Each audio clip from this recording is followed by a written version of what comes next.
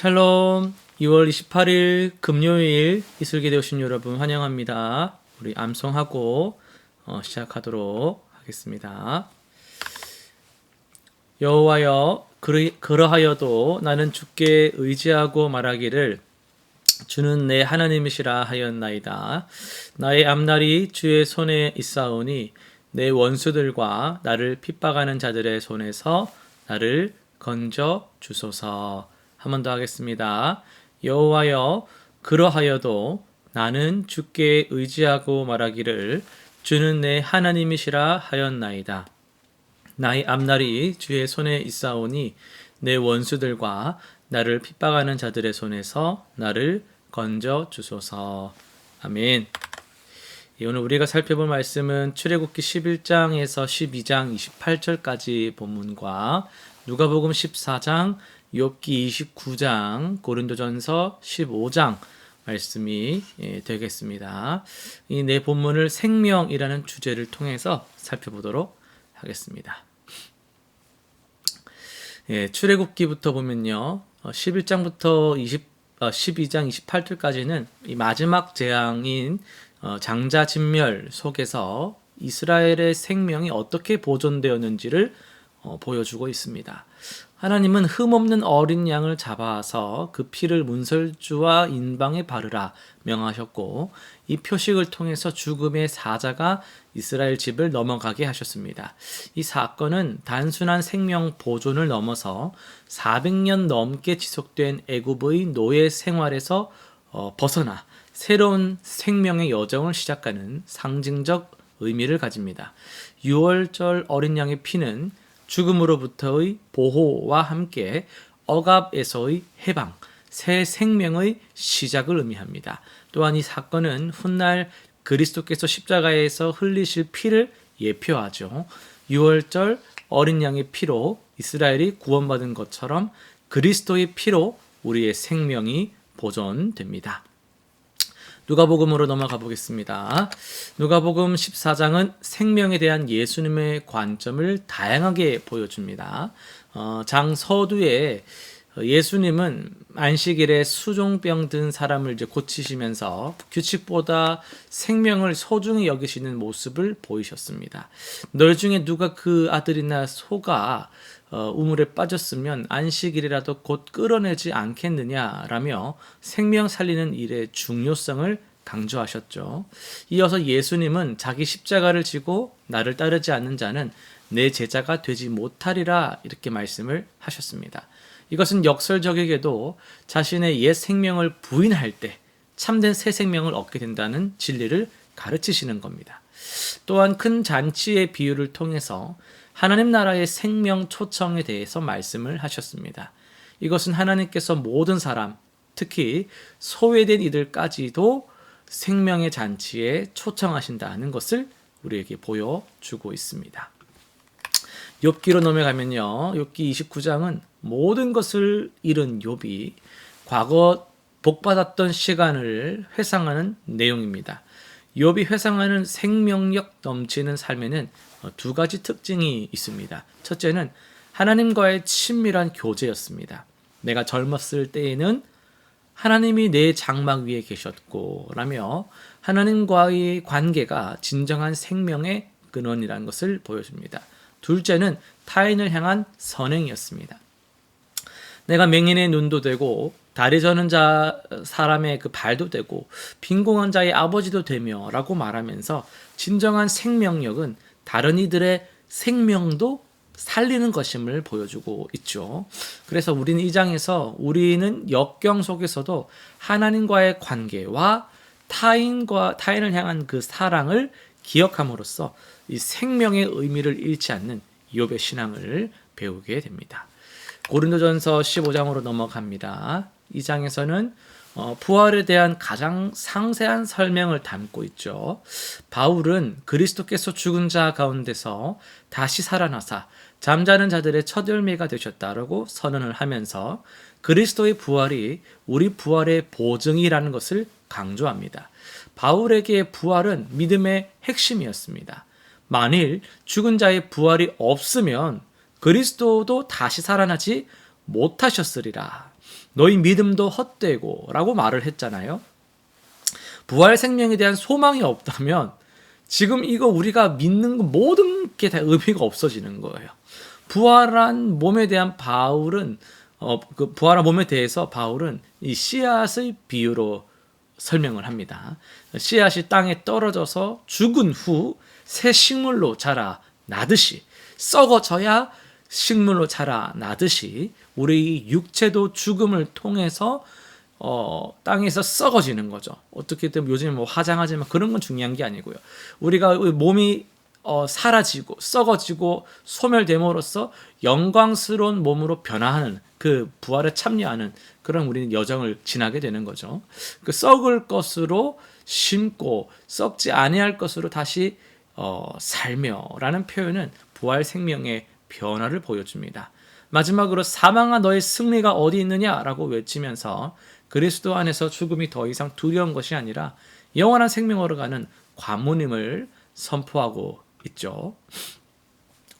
방금 살펴본 고린도전서 15장을 좀 더 우리가 심층적으로 살펴보려고 하는데요. 이 생명이란 주제를 이 15장을 통해서 우리가 좀 살펴보려고 합니다. 이 장은 부활이라는 우리 신앙의 핵심을 다루고 있는데요. 이 말씀을 보면은 내가 받은 것을 먼저 너희에게 전하였노니 이는 성경대로 그리스도께서 우리 죄를 위하여 죽으시고 장사 지낸 바 되셨다가 성경대로 사흘 만에 다시 살아나사. 여러분, 이게 우리 믿음의 토대입니다. 그리스도의 부활이 없다면 우리가 뭘 믿는 거예요? 우리 믿음은 결국 죽으면 끝나는 거예요. 아니라는 거예요. 부활이 있기 때문에 우리의 믿음이 의미가 발생하는 겁니다. 여러분 생각해 보셨어요? 만약 부활이 없다면 우리 신앙생활은 어떤 의미가 있을까요? 바울은 이렇게 말합니다. 그리스도께서 다시 살아나신 일이 없으면 너희 믿음도 헛되고 너희가 여전히 죄 가운데 있을 것이요. 죽음을 이기는 부활이 없다면 우리의 모든 수고와 헌신은 결국 무의미해지는 겁니다. 16세기 종교개혁자 마틴 루터가 말을 했어요. 하나님이 무덤을 통과하지 못한다면 하나님은 하나님이 아니시다.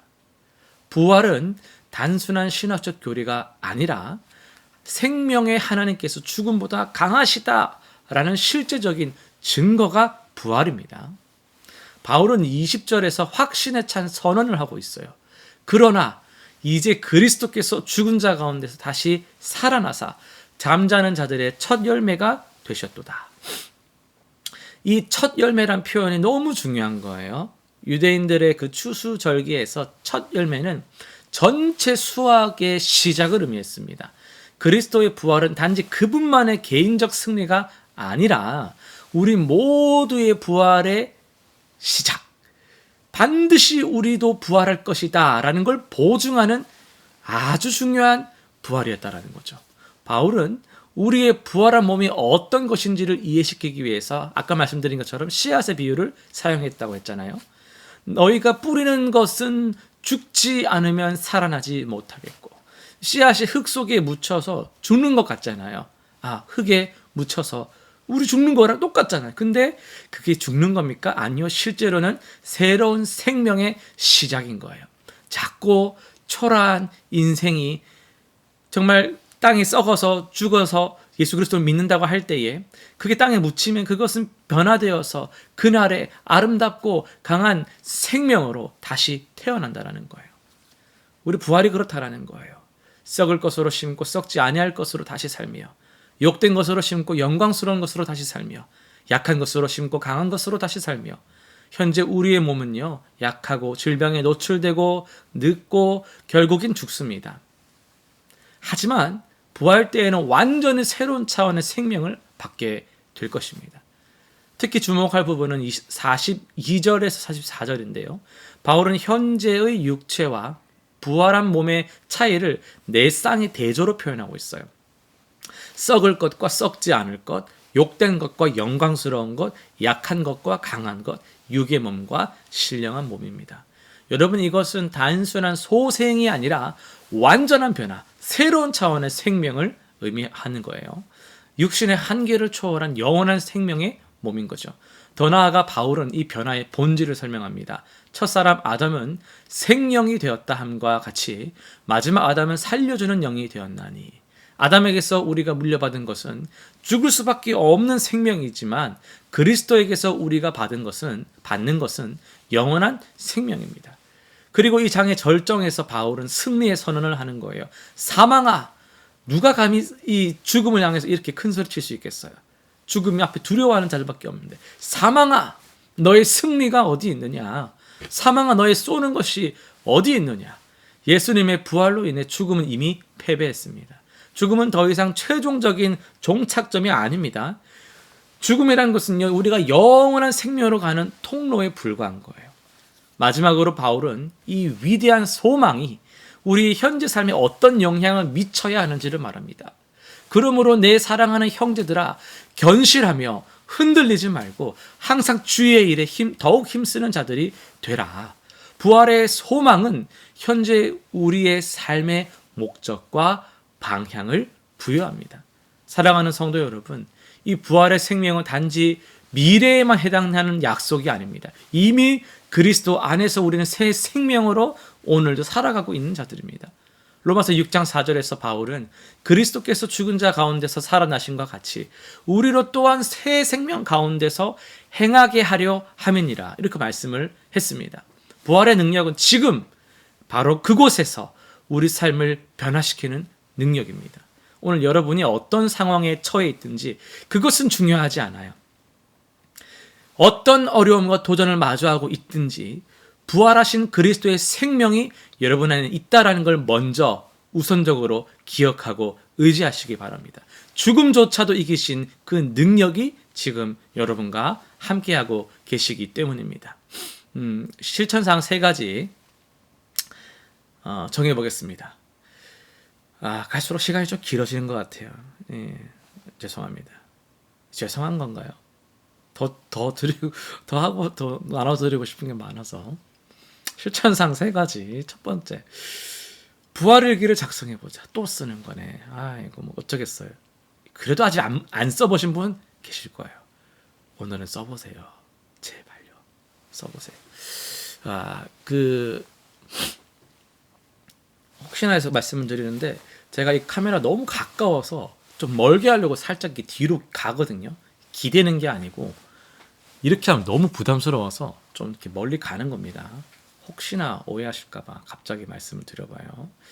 이 부활일기를 한번 써보세요. 절망 속에서 발견한 희망, 상처 속에서 경험한 치유, 실패 속에서 맛본 새 시작의 순간들을 한번 찾아보는 거죠. 이를 통해서 그 부활이 그냥 단순히 진짜 몸이 죽었다 살아나는 그것만이 아니라 회복의 그 부활, 그 생명력을 더욱더 한번 느껴보는 시간을 가져보십시오. 두 번째 실천사항, 생명 나눔 실천하기. 부활은 새 생명의 시작입니다. 이번 주에는 주변에 새 생명력을 불어넣는 구체적인 행동을 한번 해보는 거예요. 오래 연락하지 않은 지인에게 격려의 메시지 한번 보내기. 3월에 시작하고 하니까 한번 그냥 보내보는 거죠. 식물 한 그루 심기. 저희 드림나무에서는 이제 할 건데요. 3월 달에. 지역 봉사활동에 또 참여하기 등 뭔가 생명을 나누는 활동적인, 건설적인 일들을 의도적으로 한번 실천을 해보는 거죠. 세 번째 실천사항, 부활의 희망 메시지를 전하는 거예요. 부활의 소망이 필요한 사람, 두려워 떠는 사람들 가운데 우리가 희망과 격려의 메시지를 전달해 보는 거죠. 투병 중인 환자라든지 취업 준비생이라든지 시험을 앞둔 학생 등 이 새 생명의 메시지가 필요한 사람에게 기도하고 정말 담대한 마음으로 15장의 말씀들을 창의적인 방식으로 한번 나눠보시기 바랍니다. 3가지 또 구체적인 기도 제목 정해볼게요. 부활의 확신을 위한 기도. 주님, 때로는 이 죽음과 상실, 실패가 너무 크게 느껴질 때가 있습니다. 그럴 때마다 이 부활의 소망을 제 마음 깊이 심어 주십시오. 그리스도의 부활이 단지 과거의 사건으로 끝나는 것이 아니라 오늘 내 삶의 현실이 되게 해 주옵소서. 어떤 상황에서도 흔들리지 않는 확신을 주옵소서. 이렇게 기도하면 좋겠고요. 두 번째는 일상 속 부활의 능력을 경험하는 기도로 나아가면 좋겠습니다. 살아계신 주님, 제 일상의 모든 영역에서 부활의 능력을 경험하게 해주세요. 관계, 일터, 가정에서 죽음과 같은 그런 어두운 여러 가지 어려운 상황이 있을 때 그곳에 새 생명을 불어넣어 주시고 저를 통해 다른 이들도 부활의 생명을 맛보게 해주세요. 세 번째, 영원한 생명의 소망 가운데 살아가는 기도입니다. 하나님, 이 세상의 즐거움과 걱정에 너무 매몰되어서 영원한 그 나라의 관점을 자꾸 놓칠 때가 많습니다. 제 삶의 우선순위가 바로 잡히게 해주시고 영원한 생명의 소망 가운데 오늘 하루를 의미 있게 살아가게 도와주세요. 썩지 않고 쇠하지 않고 사라지지 않는 것들에 내 마음을 두게 하여 주옵소서. 이렇게 기도하며 승리하는 삶을 살아가는 저 여러분 되기를 간절히 기도합니다. 기도하고 마치겠습니다.